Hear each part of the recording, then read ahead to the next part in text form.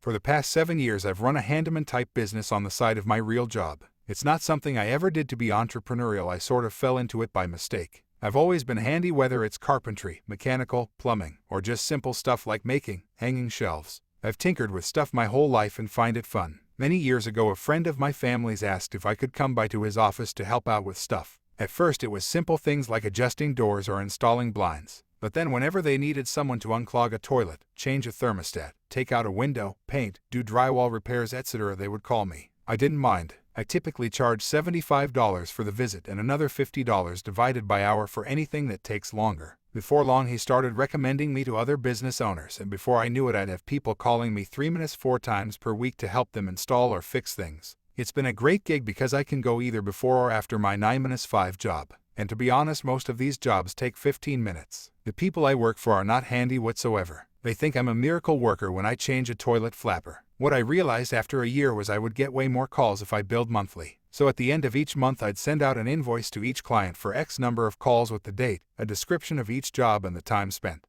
99% of my clients paid right away and would say things like, "Wow, I didn't realize how much work you do around here." People never hesitate to call me in a pinch, and they know that 30-45 days later they get an invoice. I love my clients and they love me. All good, right? Well, around year 2 or 3 one of the clients would call me about 3-4 times per month and was demanding to a point where I didn't want to work with him. Pat was an asshole. Every time he called he'd say things like, "Get here in 30 minutes or I'll call someone else." And I did not care. I told him if he needed immediate assistance to call someone else. But Pat would never call anybody else because he was cheap and lazy. What really made Pat an asshole was he would try to negotiate every single invoice. This guy is worth millions, but every time he owed me $4-500 he would call me and say something like, "I think $200 is fair because I call you so often." I couldn't fucking stand this guy. The only reason I kept servicing him was because he was a friend of a friend. I didn't need the money. About 10 months ago he was moving offices and was going to buy all new office furniture, so he had to get rid of his old stuff. 15,000 square feet worth.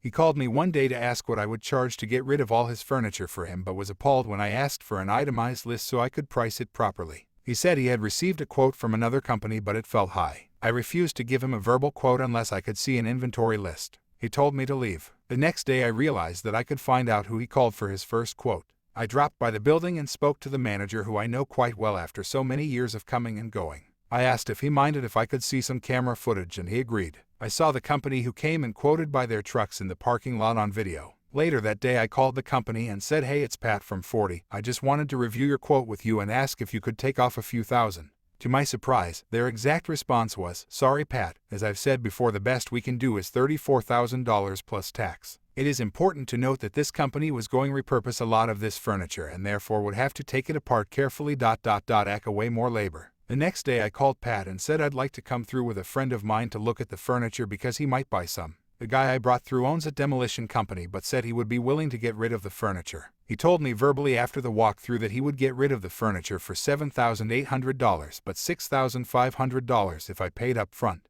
A few days later I called Pat and said I'd be willing to get rid of the furniture for $35,000 plus tax or $32,000 plus tax if he paid up front. He tried to negotiate me down, but I said no. He accepted. That day I picked up a certified check for nearly $35,000. That weekend I unlocked the door to his office on Saturday and Sunday morning at 6 a.m. By Sunday night everything was gone. So yeah, I made over $25,000 in 48 hours, and all I had to do was unlock a door twice. I even sold the vending machines and printers he had online for an extra $3K lol. Fuck you Pat. You stupid belittling cheap piece of shit. Technically I saved Pat $2,000. But I know he would feel ripped off because he hates when anybody makes money off of him. I told him if everything went well with the job I'd be lucky to clear a couple thousand from all the labor involved. LOL.